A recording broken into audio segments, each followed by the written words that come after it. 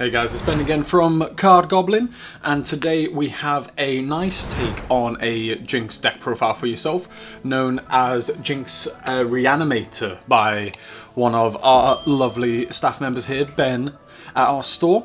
So we'll get right into it. So it's a nice take on Jinx. Jinx is normally known as a rush deck. However, he's built it in a way where you're playing some high cost units with the Reanimation purple spell known as the Harrowing.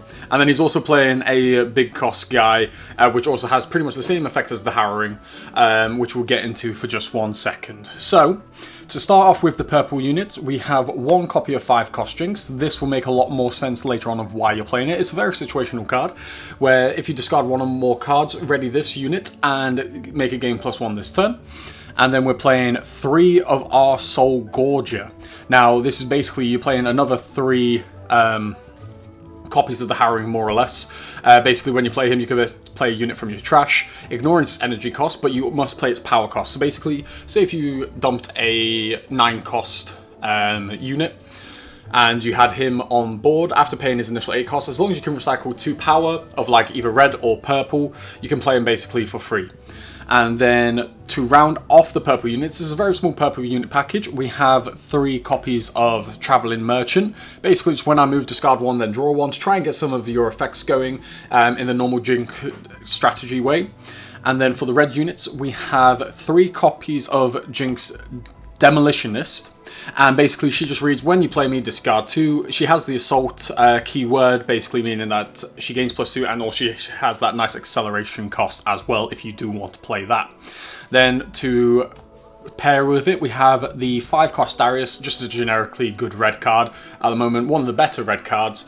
Play a card after him or before him, as long as he is the second card that is played, or a second card is played in the turn, you get to ready him, make him game +2. It's absolutely amazing.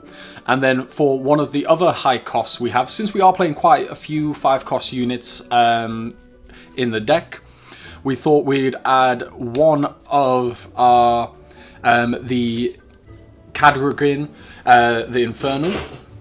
Basically, just when you play me, draw 1 for each mighty unit, which is 5 or higher. So you get in at least, if you play him off of him, you get 2 draws, or if you've got one of these 2 on board already, you get in a few more. It just makes sense with the deck a little bit.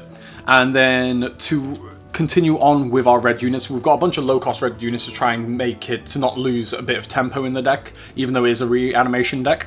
We have 2 copies of Noxus Hopeful. We all know what it does by now, just basically Legion. You get to play him for 2 costs as a 4 might. Then, to help with the discard aspect, we have 2 copies of Immortal Phoenix. When you kill something with a spell, pay 1 and recycle 1 to play it from trash. And then we also have 3 Chemtech Enforcer.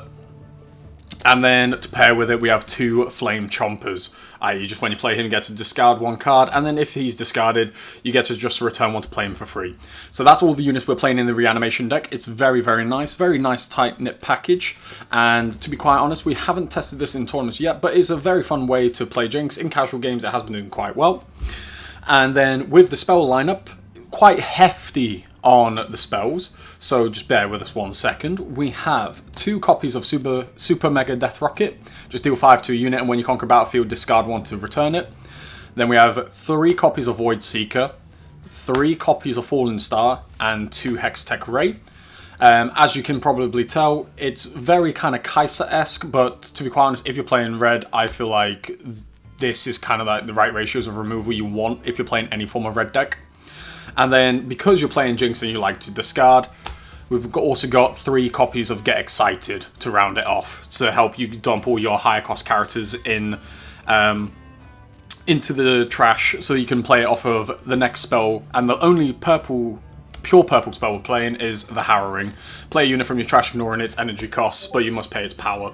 So that is basically all the units and spells we have for the deck.